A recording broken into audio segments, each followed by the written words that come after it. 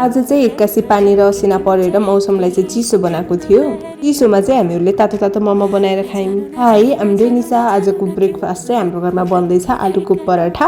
अनि म चाहिँ यता आलुको पराठा यता पकाउँदै थिएँ अनि यमुनाले चाहिँ उता साइडमा बेल्दै थिएँ। पराठा बनेर पनि रेडी भयो अनि दिउँसोतिर चाहिँ हावाहुरी लागेर पानीको साथसाथै असिना पनि परिरहेको थियो। यहाँदेखि चाहिँ देखिरहेको छैन, अब तल जाने भने त असिनाले हाल्ने नि त, अनि त्यही भएर मैले माथिदेखि भिडियो बनाएको थिएँ। मौसमले पनि च्यालेन्ज गरेपछि चाहिँ हामीहरूले तातो तातो मोमो बनाएर खाने भन्ने प्लान बनाएको थियौँ। हाम्रो चाहिँ मोमो पाकिसकेको थियो, चटनी नि बनिसकेको थियो अनि उतातिर चाहिँ चाउचाउ पाक्दै थियो अनि हामीले मजासँग प्लेटिङ गऱ्यौँ अनि बत्ती गयो कि त्यत्तिकैमा। अनि सबैजनाको प्लेटमा चाहिँ मोमोहरू राखिरहेको थिएँ अनि बत्ती गइसकेपछि चाहिँ अलिकति राम्रो लाइटिङको लागि म चेयरमा बसेर खाँदै थिएँ।